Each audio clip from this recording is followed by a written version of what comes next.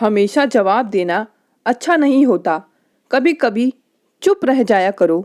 आरव ने सोनिका को समझाया तो सोनिका ने खुद को संयत कर लिया। वैसे भी अब कि वो खुद के लिए नहीं बल्कि अपनी जेठानी सर्वदा के लिए मम्मी जी की गलत बात का विरोध कर रही थी। ये पहली बार नहीं था जब उसकी सास घर की औरतों को रात का बासी खाना खाने कह रही थी। चूंकि सोनिका प्रेग्नेंट थी इसलिए उसे ताज़ा और पौष्टिक खाने की हिदायत देते हुए खुद अपने जेठानी वसुधा की थाली में बचा हुआ खाना परोस रही थी। आज वसुधा ने सोनिका के उकसाने पर बासी रोटी खाने से मना किया तो सास गुस्से में आग बबूला हो गई थी और ताने देते हुए कुछ वही पुरानी बात दोहरा रही थी। मर्दों को घर से बाहर जाकर मेहनत का काम करना पड़ता है, उन्हें ताज़ा खाना खिलाओ। हम औरतें तो घर में ही रहती हैं, घर के कामों में भला उतनी थकावट कहाँ होती है। तो दो एक बासी रोटी खा लोगी तो क्या फर्क पड़ जाएगा।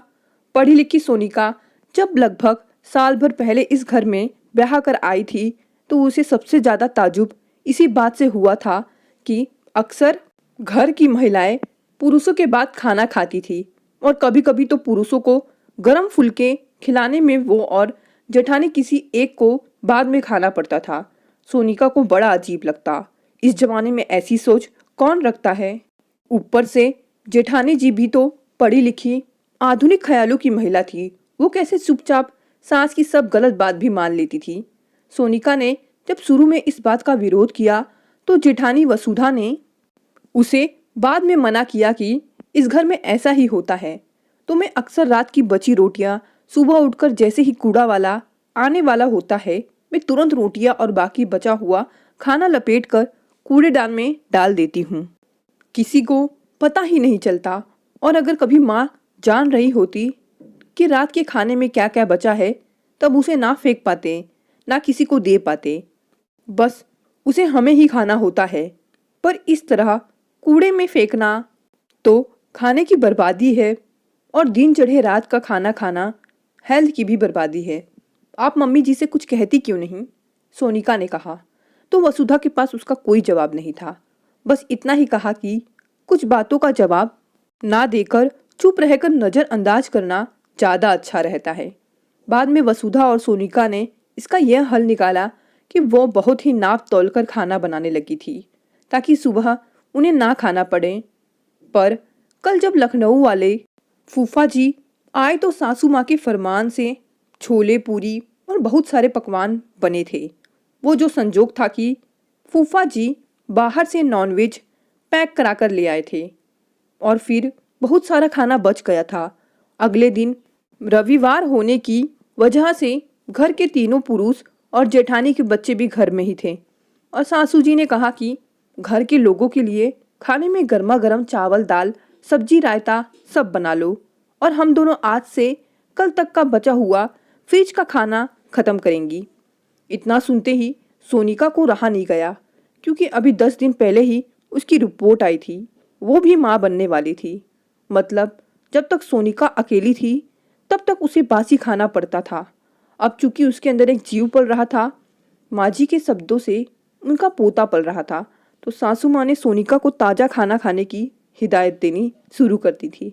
अलबत्ता वो खुद भी रात का बचा खाना ही खाती थी, इसलिए आज जब नहीं रह गया तो सोनिका ने इसका विरोध करते हुए कहा कि मम्मी जी, स्त्री हो या पुरुष, बासी खाना सबके लिए नुकसानदेह होता है।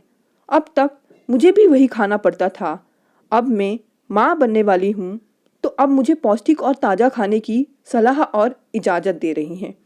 क्या मेरी खुद की कोई वैल्यू नहीं है? मम्मी जी कुछ कहती तब तक आरव बोल उठा, तुम्हारे पास तो हर बात का रेडीमेड जवाब तैयार रहता है, अब बस भी करो। अब सोनिका, मम्मी को और कितना सुनाओगी, कभी कभी जवाब ना देना भी अच्छा रहता है। नहीं नहीं आरव, सोनिका को मत रोको, उसे बोलने दे जो उसके मन में है। सच कहूँ तो आज इसने मेरी आंखें खोल दी है। सही तो पूछ रही है, जब यह गर्भवती नहीं थी तब तो मैंने इसे बासी बचा कुचा खाने की सलाह दी, अब जबकि एक नन्ही जान पल रही है इसके अंदर तो मैं अच्छा खाने को कह रही हूँ। अब चौंकने की बारी सोनिका और वसुधा की थी। कहीं मम्मी जी नाराजगी में तो ये नहीं कह रही हैं?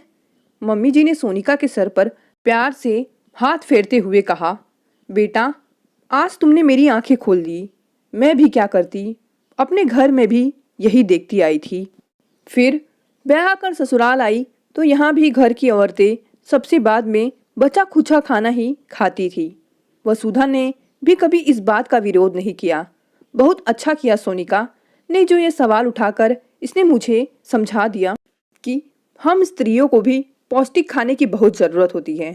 बोलते बोलते मम्मी जी का गला थोड़ा रूंध गया। अगले दिन से जो भी खाना बचता उसे मम्मी जी खुद दूध वाले को दे आती कि वह अपनी गाय को खिला दे। इस तरह थोड़ी समझदारी और थोड़े सामंजस्य से घर सुचारू रूप से चल पड़ा। कहानी पसंद आई तो इसे लाइक और शेयर करें और साथ ही साथ चैनल को सब्सक्राइब करना ना भूलें। धन्यवाद।